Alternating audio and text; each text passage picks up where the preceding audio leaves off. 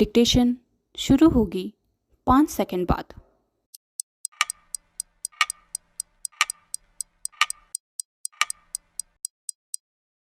Start.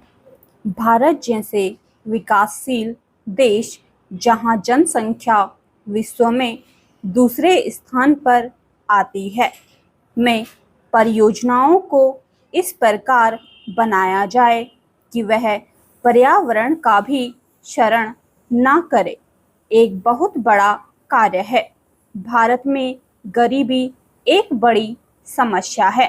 गरीबी तथा बेरोजगारी के उन्मूलन के लिए तथा देश को विकास के पथ पर अग्रसर करने के लिए यह अति आवश्यक है कि भारत में नए नए विकास कार्य हों, आधारभूत संरचना का निर्माण हो तथा मनुष्यों की मूल आवश्यकताओं की पूर्ति हो।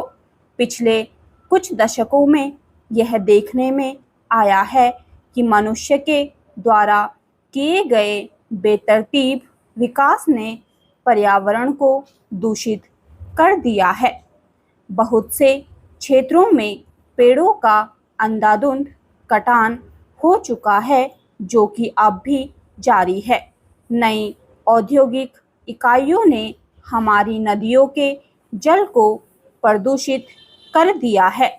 कारखानों ने वायु प्रदूषण अधिक किया है तथा कुछ उद्योगों ने मिट्टी को प्रदूषित किया है, जिससे मिट्टी फसल उगाने योग्य भी नहीं रही। इस प्रकार के अनियोजित विकास ने भारत में जितना विकास किया उससे कहीं अधिक विनाश। अब तक के अनुभव से यह बात तो पूर्णतः स्पष्ट हो गई कि वर्तमान समय में यदि भारत को विकास की गति अधिक चाहिए तो साथ ही साथ पर्यावरण के संरक्षण को बढ़ावा भी दिया जाना चाहिए। भारत तथा अन्य विकासशील देश इस दोहरी मार को झेल रहे हैं।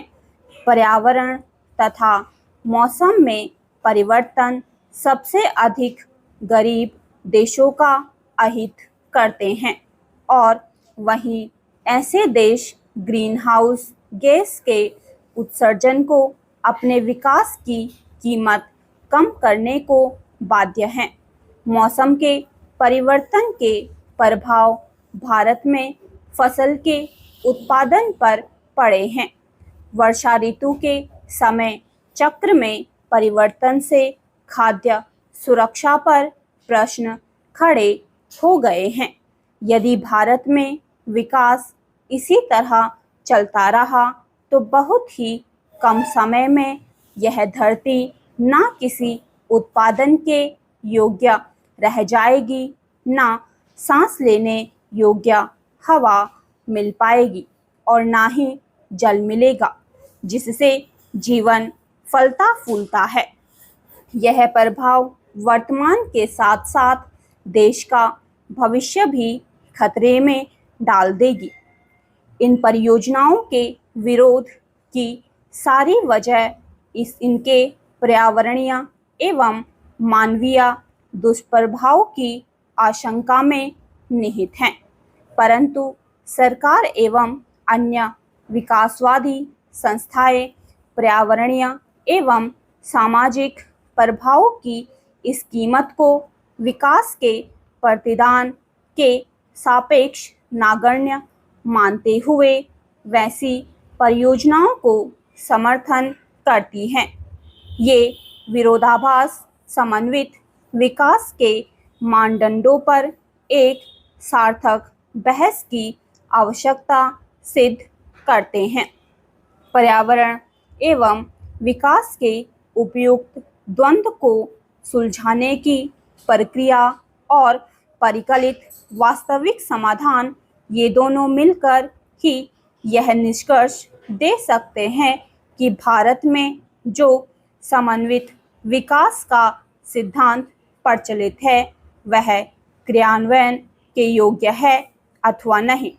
न सिर्फ भारत में अपितु पूरे विश्व में आजकल समन्वित विकास एवं अति प्रचलित पद है, जिसका सीधे कोई स्पष्ट अर्थ निकाल पाना असंभव है।